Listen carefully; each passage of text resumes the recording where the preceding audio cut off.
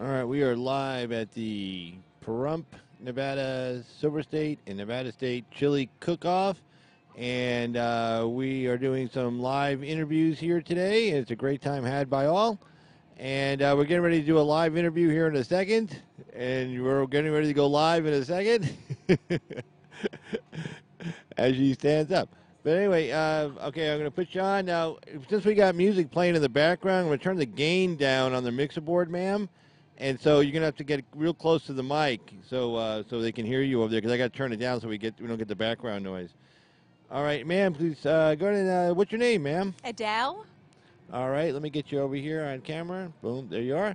Okay, we're here with Adele today at the Nevada State Silver State Chili Cook-Off, located in Pahrump, Nevada, just about 60 miles west-northwest of west-northwest of Las Vegas.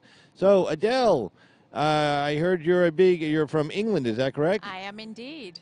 And are you visiting our country? Are you planning to move over here? What are you doing? I'm living here. I've lived here for the past 15 years. Oh, my God. Okay.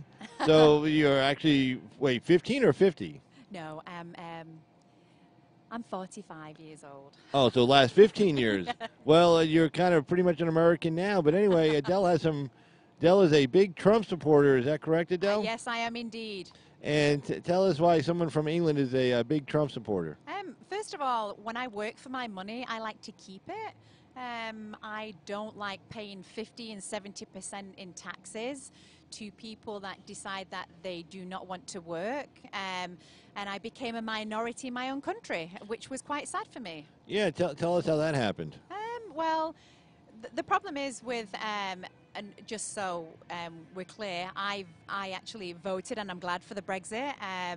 England is a great country and can survive on its own without bureaucrats from Europe telling them what to do, how many people to take into your country. And I think England just got fed up with it, and I was one of them. And looking back in 2003, I just wanted to come to a country where I could literally work and actually make a life for myself. Yeah, we have that. We still have that ability in this country. We have something called the Democratic Party, unfortunately, and they wish to turn us into a just outright socialist country, and kind of want to lead us down the road of Venezuela. Doesn't work. No, it doesn't. Does not work. And they'll always point to like Denmark and stuff, and then the leaders of Denmark come out and say, "Hey, we're a free market society. Stop calling us a socialist country." In fact, the leader of Denmark, I think, actually yelled at Bernie Sanders last year, saying, "Stop calling us a socialist country. Right. We're a free market economy. We have, like in the United States, social safety nets that provide for people when they're older, obviously, and provide for health care. But we're not. We have free markets. That's how we have the money to pay for all these things." And unfortunately, in our country, we have people who just want to be straight socialists and don't want a free market. Well, the thing is, when you look at a lot of your lefties, half of them have made their money through capitalism. So, Yeah. I don't like hypocrisy. I'm a hard worker, I'm a grafter, and I don't mind paying my way, paying taxes, but I'm not going to pay 50 and 70%, and that is the minimum in a socialist country, 50%. Wow. But the left seem to think it's fine that if I make $1 million that I can live off 300,000. Why should I give 700,000 of my hard-earned cash away? But they think that's fine. They think that's okay. It's not. I've worked for that. Well, no, I mean, that is not okay, because I was having a conversation with someone earlier, Marcus, and we were talking about that. Is like, if you try to take out the competitive nature out of human nature, Right. And then you try to take, risk versus rewards from human nature, then you can't. I mean, Right. it's something that's been kind of, ingrained in us for, literally millions of years. Absolutely. So when you tell somebody, well, you can work harder than the guy next to you, but you're going to earn the same amount of money and live in the same type of lifestyle, well, then that person, you're not going to work as hard. When you look, it's not people on welfare and people that don't work that contribute to the country. It's actually people that do work that contribute to the country. If it wasn't for the wealthy and if it wasn't for capitalism, there'd be no welfare.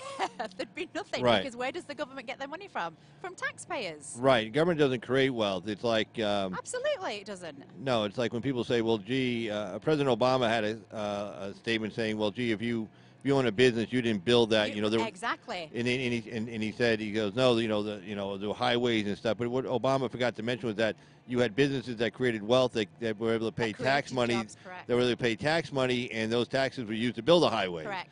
So it's it's a chicken before the egg thing. Well, it's actually sorry, but it's wealth creates money for Right. government to be able to use to do good things with or bad things with. Unfortunately, in many cases. You know, my daughter's 22, and from an early age, I've always taught her what she wants. She'll work hard for it. It's not just going to be handed down to her, even though she did go to a good private military school in Virginia. She knows work ethic. She knows hard work. She's 22, has her own business. But this is where she's took the risk. She took the loans out. If her business was a failure, she had to pay it back. Right. She hires people to help her and she pays them. But she's the one that ultimately took that risk. Exactly, because right. In other words, if you don't allow people to take risk, I'm not sure if you saw like my favorite Democrat, Alexandria Ocasio-Cortez. She was yelling and screaming at the guy from Wells Fargo, Right. and saying, "Well, gee, if you loan money to this business, and the business, and this pipeline, has a leak, and then people get hurt, you have to pay for it." And it doesn't understand. No, we judge risks and stuff, but if people can't get access to capital, they can't ever build anything. Right. And the only people we're going to loan to are like zero risk people. Well, nobody's going to get a loan because Right. everything has a certain risk involved. Absolutely. And when you have free market, you have people willing to take certain risk and exchange capital for that. Right. That's how you create wealth.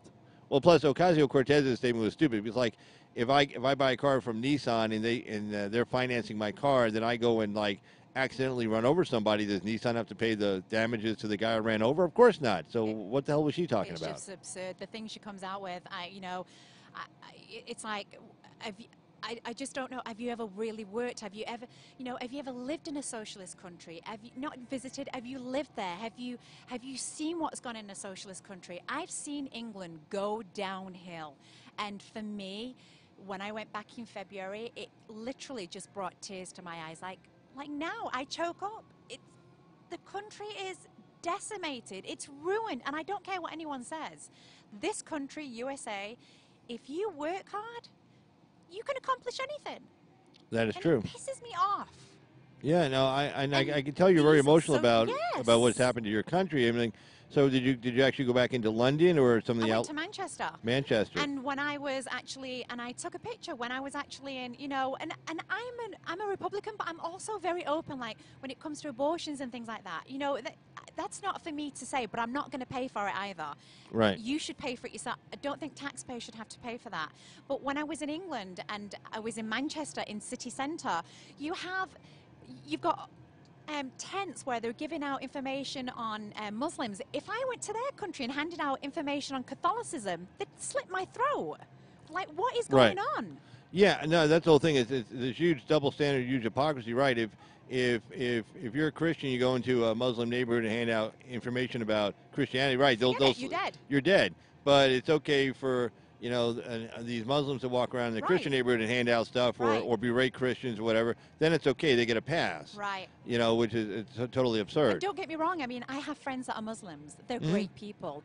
But at the end of the day,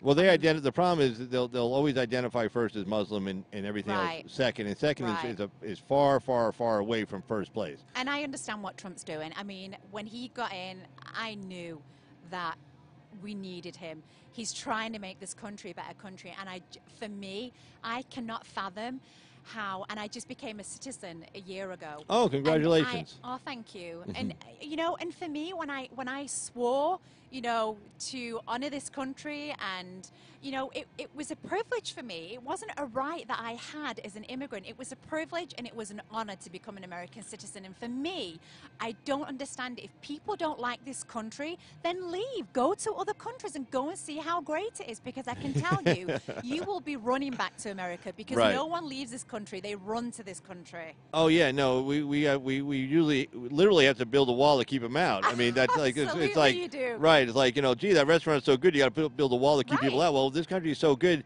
Hundreds of thousands of people. Gallup did a poll of South America, and they said if you could just walk into the United States tomorrow, you still have to travel there to get there on your own. But if it was open border, if you could just come in, how many? And it was like 47 million people in South America said, yeah, they'd come here tomorrow. So if we get open borders, if we don't have people have to go through the legal immigration system like you did, which is a great way for people to get assimilated, to learn our culture. to learn our history and Right. learn our laws, and then of course have to pass a citizenship test, which is most probably American kids in high school probably going to pass that test, unfortunately. But if we have a good legal immigration system, it allows for people to kind of get ingrained into our Right. culture.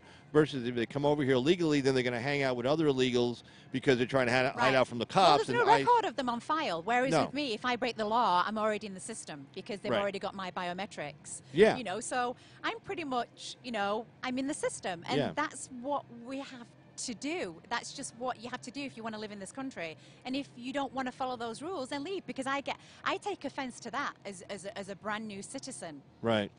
No, so I take highly offense to that. No, I don't blame you at all. But I mean, it's really cool that to get this perspective from someone who just recently became a citizen, had to go through the. How long did it take to you when you started the process to when you finished it? A while. Probably took about 2 years.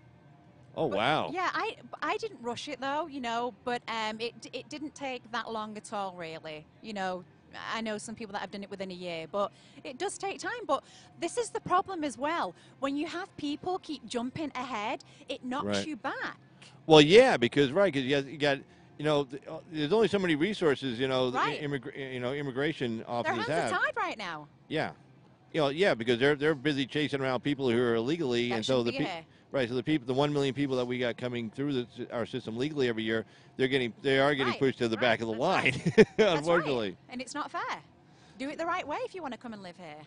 Yeah. We're not saying don't come here, but what we are saying is that there are laws and there are rules to follow. And if you want to come, do it properly. Fill out the necessary forms that I had to fill out. Right. Do you follow Mark Stein, who appears on Tucker Carlson once in a while? I do. I love. Yes, I do. He's brilliant. He's Canadian. Right. Yeah, Right. I love him. He's great. And I, him and Tucker, smart people. Smart people. Do you have Tucker's new book, No, I don't actually. Ship of Fools? Oh. No. Oh, yes, I do actually. I bought it for my husband. He hasn't read it yet, I don't think. Oh, okay. Because I am also doing a book giveaway here today, and I do have a. Yes, I do actually have Ship of Fools. I need to read it. Oh, okay. But I already know who's in the ship. Yeah, no. Bunch of fools. There's definitely a whole bunch of fools there, without a doubt. Without a doubt. Well, Adele, I want to thank you for coming by. Thank you so much. I hope I educated some of your listeners. You probably did, but a lot of our listeners are exactly on the same page you are. So, Good. but hopefully we do get a couple of trolls once in a while, and some people on the far left, and they do listen. So hopefully they learn Well, I'm something. definitely on that Trump train, and if you need a co-captain, I am your co-captain. All right. Well, thank you very much, Adele. Thank you so much. All right. Thank you. It's a pleasure. Enjoy the rest of the chili cook-off. Thank you. All right. Bye-bye. And that was Adele, a recent United States citizen who just became a citizen 1 year ago, originally from Manchester, England. And that was actually pretty good. Let me just cut over here. Take care. And, yeah, that's me back again. And we are live here today from the Chili Cook-Off. And I got some interesting, good news stories to talk about. And I guess I can open up the phone lines as long as I can hook up the phone. Hold on a second.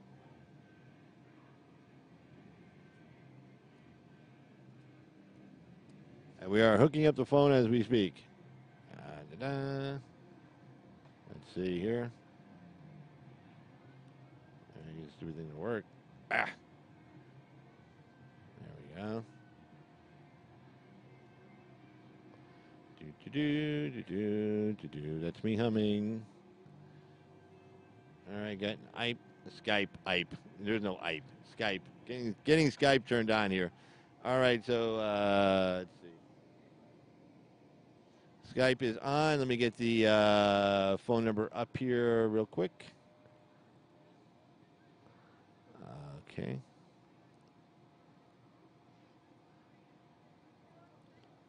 Boom. There we go. 775-273-8970. Again, that's 775-273-8970. And let's put it over here as well. Let's get we'll put it down here real quick.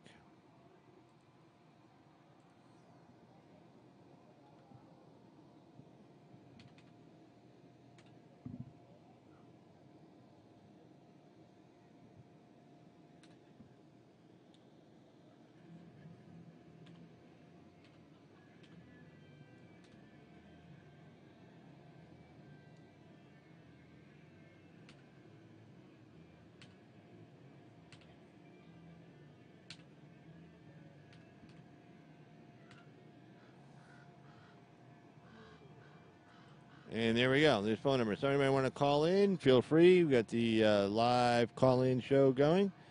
And, yeah, it's just a really good time out here at the chili cook-off, having a lot of fun. Got the big Trump sign outside the booth here, Trump 2020 sign. And, of course, my Carl's Opinion YouTube channel sign also right outside the my booth. And lots of people here. Got some music playing out there in the background, which not playing on here, obviously. Trying to keep the gain way down so we don't pick any of that up. And so if anybody can't hear me in there, I need me to turn the gain up, just let me know. So, in fact, I might just turn the volume up a little bit, turn the gain down. There we go. So that should be good. And, yeah. Oh, hey, Laura, how you doing there, young lady?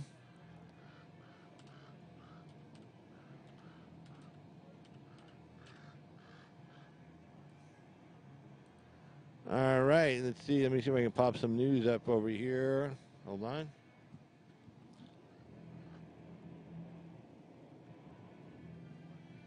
All righty, let's see. Boom, boom, boom, boom. I saw some interesting stories in the Washington Times today. Let me see if I can get that.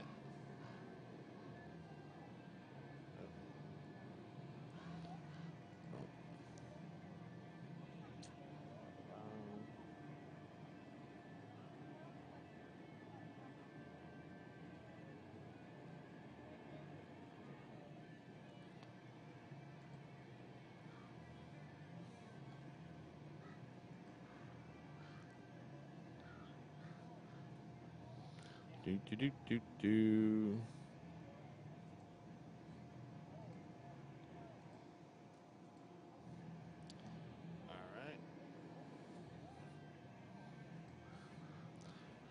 All right, let's see what we got going on today in the news.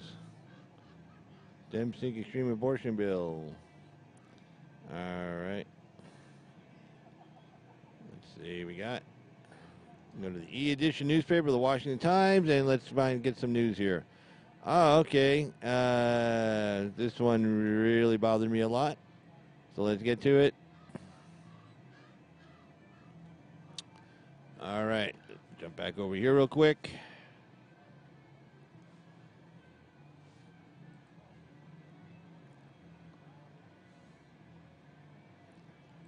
And there you see, 12 Republicans defy Trump.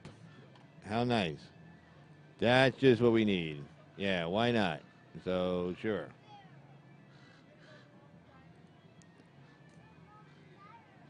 Let's see.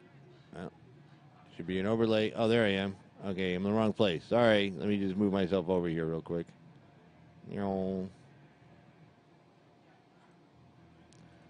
All right, a little bit better. All right, 12 Republicans defy Trump on emergency declaration. So let's go to this.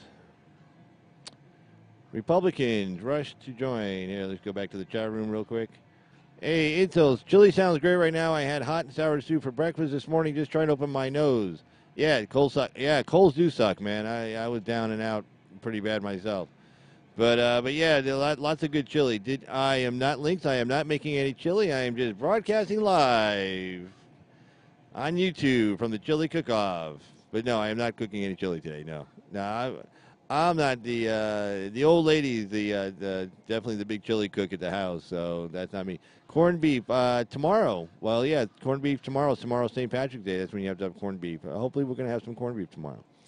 So yeah, I mean, but yeah, definitely doing corn. Well, hopefully we're doing corned beef. I got this fair is also tomorrow. The chili cook-off is tomorrow. Today's I believe, the Silver State cook-off, and tomorrow's the Nevada State cook-off. Big competition. Again, it's like 30 competitors out there today, and it's a really cool scene here in Pahrump, Nevada. If you're down in Las Vegas or nearby, you want to come up for it's been a nice, fun, exciting day, and tasting really great chili and meeting some really cool people. This is the place to be. And but yeah, so today in the news, 12 Republicans defy Trump on emergency declaration by Stephen Dinnan of the Washington Times. Republicans rushed to join Democrats Thursday in rebuking President Trump and his border wall plans, vowing to overturn his emergency declaration to prevent him from using some Pentagon money. to build new fencing. The 59-41 vote was worse than Republicans anticipated and marks the second setback. The second black eye that the Republicans-led Senate has dealt Mr. Trump this week after Wednesday's move under the War Powers Resolution to curtail President's military commitments to the civil war in Yemen. Mr. Trump responded on Twitter with one word: veto. Republicans said they will have more than enough votes to sustain that veto, so Mr. Trump will likely prevail in the end. But this week showed a Republican Party increasingly willing to join Democrats to defy the president, particularly when they believe their own power as legislators is in question. This is a momentous day, said Senate Minority Leader Chuck Schumer, New York Democrat. This is a moment historians will look back on. What a jerk. This could be the moment that changes the fundamental balance of power in our government. 12 Republicans joined Mr. Schumer and his fellow Democrats. No, actually, hold on. Wait, let me get it. Let me get my cigarettes. Hold on.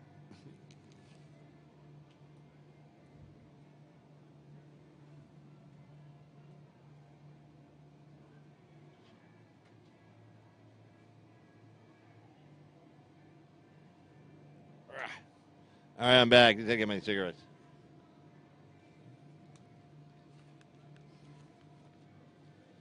All right, this is what I think is going on with this. Okay, this isn't about some kind of. This is Republicans having a very short memory.